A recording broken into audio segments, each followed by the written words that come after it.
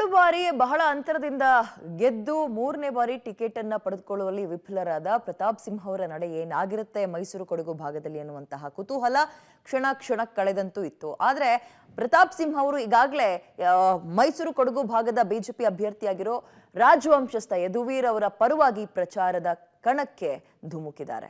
ಮೈಸೂರು ಬಿಜೆಪಿಗೆ ಸಿಂಹಬಲ. ಯದುವೀರ್ ಒಡೆಯರ್ ಪರ ಪ್ರತಾಪ್ ಸಿಂಹ ಪ್ರಚಾರ. ಟಿಕೆಟ್ ಅಸಮಾಧಾನ ಮರೆತು ಅಖಾಡಕ್ಕಿಳಿದ ಸಂಸದ. ಕಳೆದೆರಡು ಬಾರಿ ಮೈಸೂರು ಕೊಡಗು ಲೋಕಸಭಾ ಕ್ಷೇತ್ರದಿಂದ ಗೆದ್ದು ಮೂರನೇ ಬಾರಿಗೆ ಆಯ್ಕೆ ಬಯಸಿದ್ದ ಸಂಸದ ಪ್ರತಾಪ್ ಸಿಂಹ ಇದೀಗ ಟಿಕೆಟ್ನಿಂದ ವಂಚಿತರಾಗಿದ್ದಾರೆ. ಆದರೆ ಟಿಕೆಟ್ ಕೈತಪ್ಪಿದ್ದಕ್ಕೆ ಅಸಮಾಧಾನಗೊಂಡಿದ್ದ ಪ್ರತಾಪ್ ಸಿಂಹ ಯದುವೀರ್ ಸ್ಪರ್ಧೆಗೆ ವ್ಯಂಗ್ಯವಾಡಿದ್ರು. ಇದೀಗ ಸಂಸದ ಪ್ರತಾಪ್ ಸಿಂಹ ಸಾಫ್ಟ್ ಆಗಿದ್ದಾರೆ.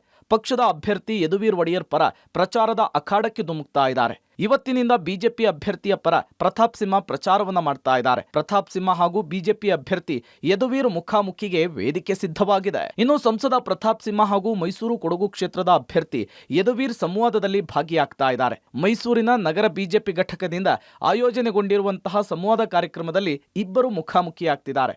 ಕಾರ್ಯಕ್ರಮದಲ್ಲಿ ಮೈಸೂರು ಭಾಗದ ನಾಯಕರು ಭಾಗವಹಿಸಲಿದ್ದಾರೆ. ಒಟ್ನಲ್ಲಿ ಮೈಸೂರು ಕೊಡಗು ಲೋಕಸಭಾ ಚುನಾವಣೆ ಕೈ ಅಭ್ಯರ್ಥಿ ಘೋಷಣೆಗೂ ಮುನ್ನವೇ ಹೈ ವೋಲ್ಟೇಜ್ ಕ್ಷೇತ್ರವಾಗಿ ಮಾರ್ಪಟ್ಟಿದೆ. ಪ್ರತಾಪ್ ಸಿಂಹ ಬೆಂಬಲದಿಂದ ಮೈಸೂರು ಬಿಜೆಪಿಗೆ ಕೊಂಚ ಬಲ ಸಿಕ್ಕಂತೆ ಕೂಡ ಆಗಿದೆ. KP Nagaraj, public TV, Mysuru.